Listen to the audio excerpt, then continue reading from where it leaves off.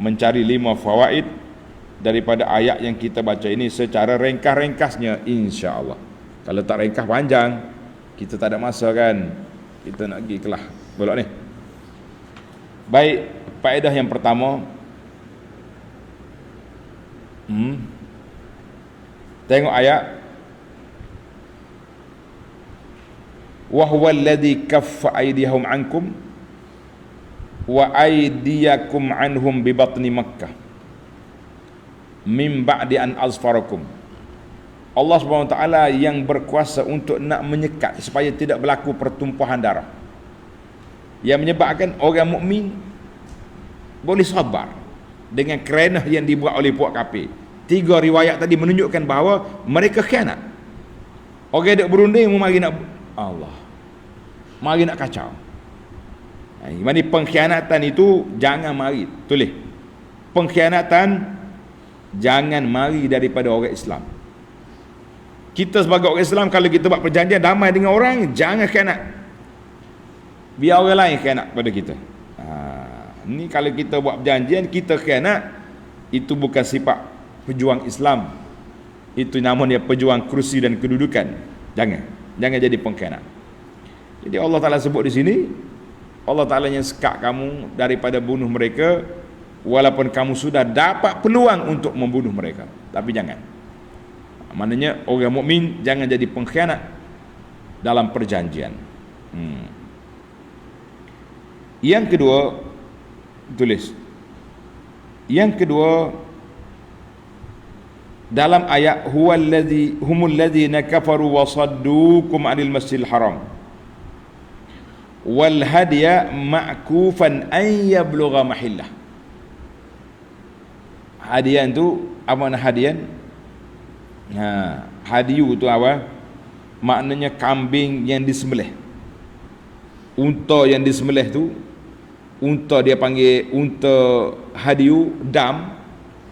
Tulis itu mesti disembelih dalam tanah haram Mekah. Mereka sekarang berada di Hudaybiyah. Hudaybiyah tanah halal. Sebab itulah Allah Ta'ala sebut an yablugha mahillah, tak sampai ke tempat nak sembelih, sebab mereka tak boleh masuk Mekah. Jadi hari ini tuan-tuan dan puan-puan, hati-hati. Ada ejen-ejen yang duk pengutik dam di Mekah, musim haji, kutip dam sana sini. Apakah mereka buat dengan cara yang betul ataupun mereka buat kelentong? Ini saya bimbang.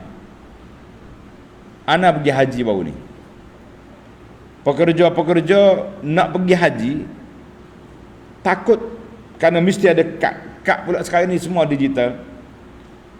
Masuk Mekah tanpa kebenaran, masuk tempat haji tanpa kebenaran kena tangkap.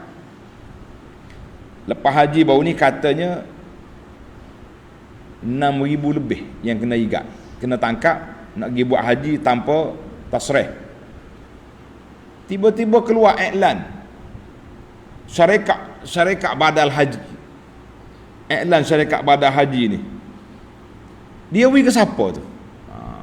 Dia kena bertanggungjawab lah depan Allah Azza wa Jalla. Kamu bagi ke siapa? Kita bawa badal haji, orang minta tu 1-2, tanya orang tu tak berani buat, orang ni tak berani buat.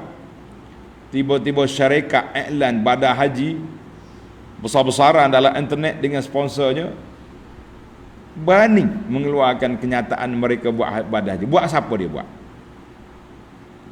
Adakah jin tu buat haji? Kalau orang Mekah sangat takut. Seorang dua mungkin boleh pergi, tapi dengan ramai-ramai syarikat begini, sukar. Jadi tuan-tuan, hati-hatilah dengan permainan syaitan dalam masalah dam, masalah badal haji. Ni orang ambil dam ni tak ada apa. Dia beli kambing satu kandang, dia pakai ambil senaran ni, oh ini semua ni dam orang ni, lillahi ta'ala, sembelih. Tak tahu siapa. Banyaklah permainan-permainan tala'ubus syaitan dalam musim haji, dalam masalah badal haji, dalam masalah sembelih korban ni pun masalah. Baik, kita pergi kepada yang kedua, yang ketiga dah. Yang ketiga, Allah kata apa? Walaula rijalun mu'minuna wa nisa'un mu'minat.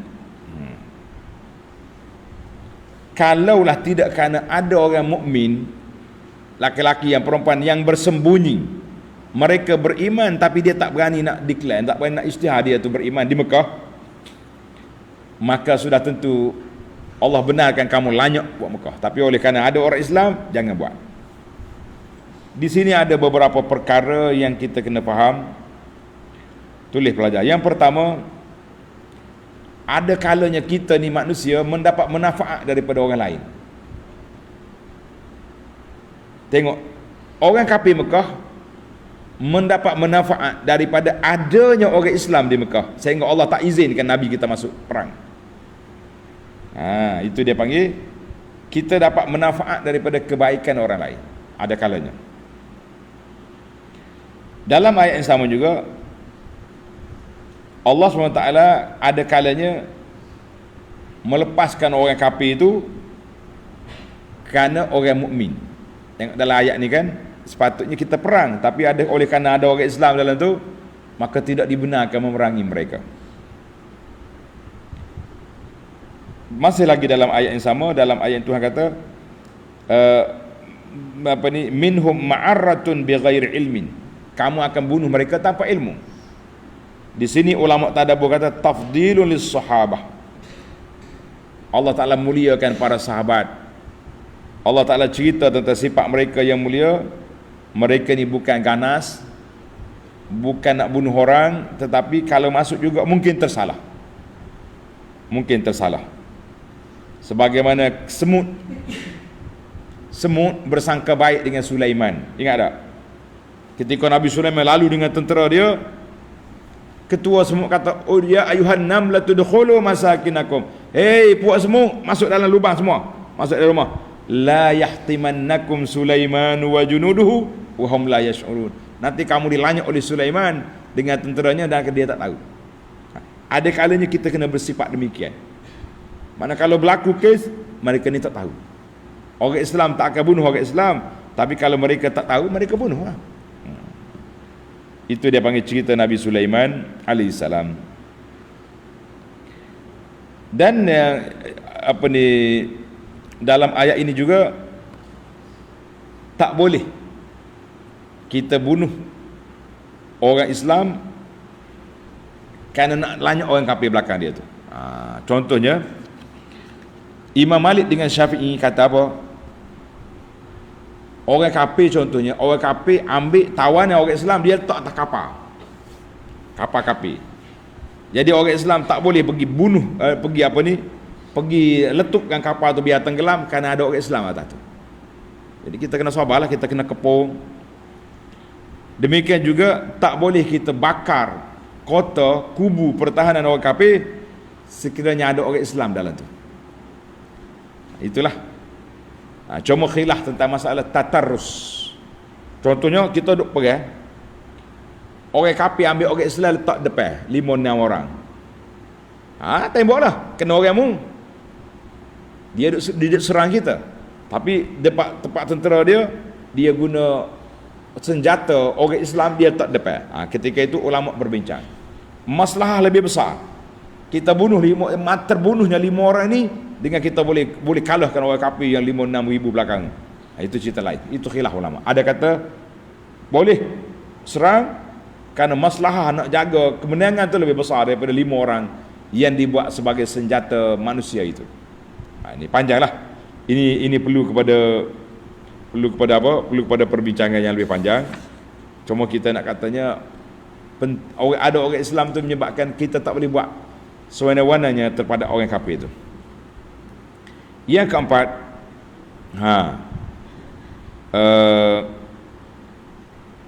iz ja'ala alladhina kafaru fi qulubihimul hamiyatal jahiliyah. Dan dalam hati orang kafir itu ada perasaan jahiliyah dia tu.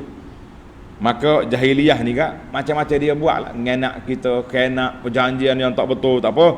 Tapi Allah Ta'ala jadikan hati orang mukmin sakinah. Fa anzalallahu sakinatahu ala rasulihi. Allah Ta'ala turunkan ketenangan kepada Rasul dan orang mukmin. Jadi sifat orang mukmin tenang. Wa alzamahum, sifat orang mukmin itu mesti tenang, jangan mengamuk, jangan buat benda tak baik. jangan duk maki sopoh seranah, itu bukan cara kita. Sebab itulah kata ulama salaf, kalau kamu tengok orang mempertahankan Islam dengan makian, dengan celaan, dengan sumpah seranah, itu bukan cara Islam. Ni ada ni pejuang-pejuang ahli sunnah kononnya duk maki orang, kata ke orang, buat isyarat-isyarat tak baik dalam masjid contohnya, semata-mata nak peli orang-orang yang mereka tak suka. Kita kata bukan pejuang sunnah, itu pejuang punah, itu memunahkan dakwah. Tak kira lah dia bersendiri atas nama bendera apa yang dibawa, tapi itu bukan ahli sunnah, bukan cara. Yang terakhir, yang kelima, Allah kata wa alzamahum kalimatat taqwa. Orang Islam mesti sentiasa mengeluarkan kata-kata takwa. Apa dia kata-kata takwa? Kata-kata takwa itu iaitu bahasa yang baik, bahasa yang takwa. Bahasa yang paling tinggi kalimat takwa, la ilaha illallah Muhammad Rasulullah. Bahasa yang baik, kita bercakap baik. Walaupun orang hina kita, kita jangan lawan dengan bahasa yang buruk, kerana itu bukan cara yang diajar oleh Nabi sallallahu alaihi wasallam. Maka dalam ayat ini, tanda dalam ayat ini, hadza min a'lamin nubuwah, ini salah satu daripada tanda mukjizat Nabi. Fa inna ahlal Hudaybiyah, orang yang bersama dengan Nabi 1400 orang bersama Nabi di Hudaybiyah itu, semuanya mati atas Islam, tak ada yang lari. Alhamdulillah. Tamatlah kita para pelajar 5 faedah yang dapat kita ambil daripada ayat yang kita mengaji pada hari ini. Kita kata alhamdulillah. Tamatlah.